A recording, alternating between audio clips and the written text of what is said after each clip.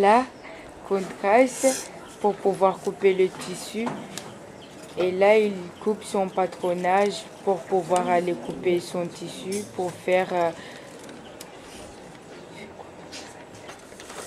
Et là, il est en train de découper le dos du veste. Là, il est en train de poser l'enforme de l'encolure extérieure. C'est une robe de plage qui aura un capuche. Une capuche. Je pose une tresse sur un tissu. Pour finir. Non.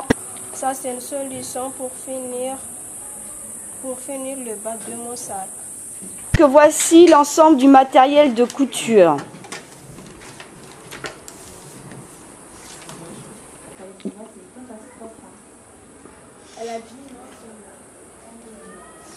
Là, vous avez un cahier de tendance, on va dire, pour la collection de cette année. Donc, comme c'est la même classe que j'ai suivie sur 2 années scolaires, on a su en janvier-février dernier le thème du 6e Salon de la mode qui va se tenir fin octobre, qui est tissage et tressage. Donc, on est à la fois parti sur une identité très traditionnelle à la recherche des matériaux comme le bananier, comme le maïs, le raffia, les perles d'aqua qui ont été utilisées aussi pour d'autres articles. Et là, petit à petit, avec le dessin des élèves sur les silhouettes, on obtient vraiment une collection. Le nombre de modèles imposés est 6, plus un modèle en concours. Sur le concours qui va être avec pas mal de candidats de la zone océan Indien. Donc là, on voit le maïs qui a été noué comme les mailles de filet. Là, on a du gouni et puis du raffia qui sont aussi tressés.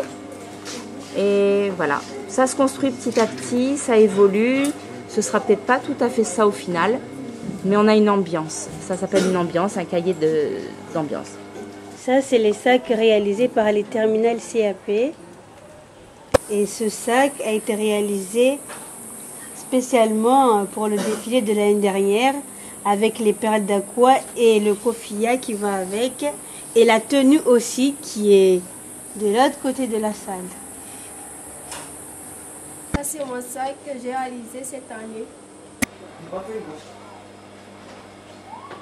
Là, donc ça, c'est le travail de l'année dernière de recherche avec les perles d'aqua et qui a pu déjà défiler une fois au lycée et une fois dimanche dernier sur la plage du Faré au festival Zenzeya Shitsuba, Groove et compagnie. Et maintenant, voilà, ça va repartir vers les élèves.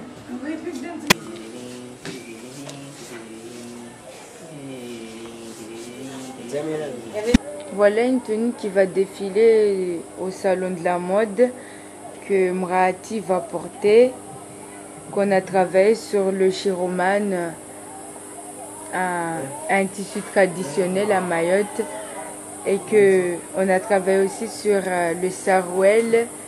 Et elle a fait les tresses que vous voyez là sur son sarouel. Elle a pris des éléments du chiroman pour rappeler son chiroman. Et le haut, son bustier qui rappelle le salouva, du coup ça fait un mini salouva. C'est une idée d'une autre élève de travailler sur les feuilles de Mayotte. Donc ça, c'est les badaniers qui tombent et qui ont des perles aussi d'aqua. Et le petit haut et le chapeau qu'elles ont réalisé aussi avec les perles, la feuille. Et Titina de Chiconi, qui est notre vraie africaine, qui fait toujours des magnifiques turbans dans ses cheveux, qui a un art inné de la coiffure et qui a réalisé sa jupe en cours. Et puis entre deux, elle a vu que les autres faisaient un haut, elle s'est dit « Ah, je vais le faire assorti vite fait ». Et ses parents lui ont dit « Mais c'est pas possible que ce soit toi qui ait fait ça ». Et si, c'est elle.